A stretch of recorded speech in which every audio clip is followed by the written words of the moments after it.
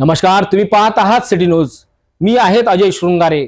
जलजीवन मिशनच्या कामात विलंब झाल्यामुळे आर्णी तालुक्यातील सरपंच संघटनेने अनोख्या पद्धतीने आंदोलन केलं। पुष्पा स्टाईल साडी परिधान करून त्यांनी जिल्हा परिषद समोर उपोषण सुरू केलं आहे। शासनाच्या निष्क्रिय भूमिकेवर रोष व्यक्त करीत या सरपंचांनी स्पष्ट इशारा दिला आहे। पाहूया हा संपूर्ण अहवाल। यवतमाळ जिल्ह्यातील आर्णी तालुक्यातील सरपंच संघटनेने अनोख्या पद्धतीने आंदोलन छेडले आहे। जलजीवनचे काम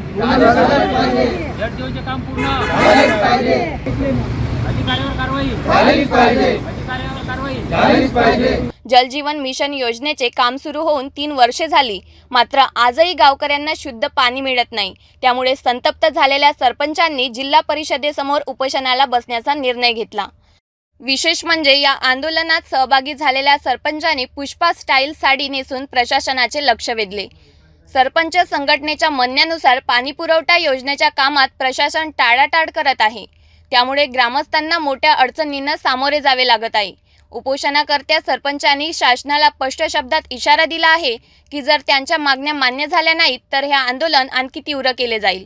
मागील 3 वर्षापासून आमच्या आर्णी तालुक्यात जलजीवन मिशनचे कामं प्रत्येक गावात सुरू आहे, पण संबंधित जे कॉन्ट्रॅक्टर आहेत त्यांच्याकडून 3 वर्षापासून फक्त 30% 20% असेच कामं पूर्ण झालेले आहे।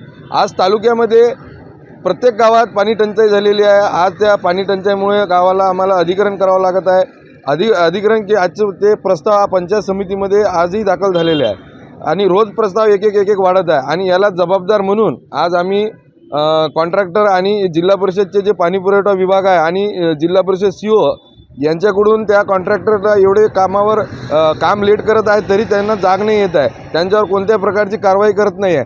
आम्ही मागील 2-3 वर्षापासून त्यांना सतत तक्रार देत आहे आणि विनंती करत आहे की तुम्ही काम सुरू करा, पण कॉन्ट्रॅक्टरकडून आम्हाला नेहमी एक उत्तर मिळते की शासनाकडून पैसे नाही मिळाले, जे की यांना अर्ध पेमेंट मिळालेलं आहे, तरीसुद्धा यांनी एकच एक सांगत राहतात की आमच्याकडे निधी उपलब्ध नाही म्हणून आम्ही काम करत नाही।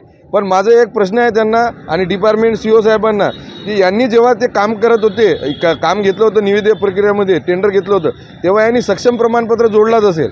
सक्षम प्रमाणपत्र जोडलं तर मग यांच्यात काम करण्याची कुवत नव्हती, तर काम एवढे मोठे कोटी रुपयाचे का घेण्यात आले? काम घेतल्यानंतरसुद्धा काम पूर्ण झाले नाही तर गावात आमची टंचाई निर्माण झाली यांच्या कारणामुळे।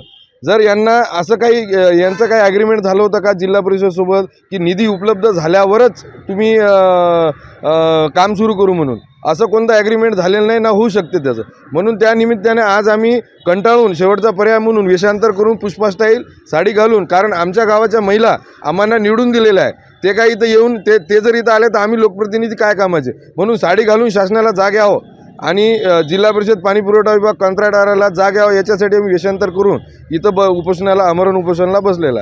जेव्हापर्यंत आमची मागणी पूर्ण होणार नाही आम्ही आमरण उपोषण असंच चालू ठेवू। सरपंच संघटनेचे हे आंदोलन प्रशासनाच्या कानावर कितपत परिणाम घडवते हे पाहणे महत्त्वाचे ठरेल। जलजीवन मिशनच्या अपूर्ण कामामुळे गावकऱ्यांना पाण्याकरिता मोठा संघर्ष करावा लागत आहे। आता सरकार या आंदोलनाची दखल घेते का हे पाहणे आता गरजेचे ठरणार आहे। पुढील अपडेट करिता पाहत रहा सिटी न्यूज।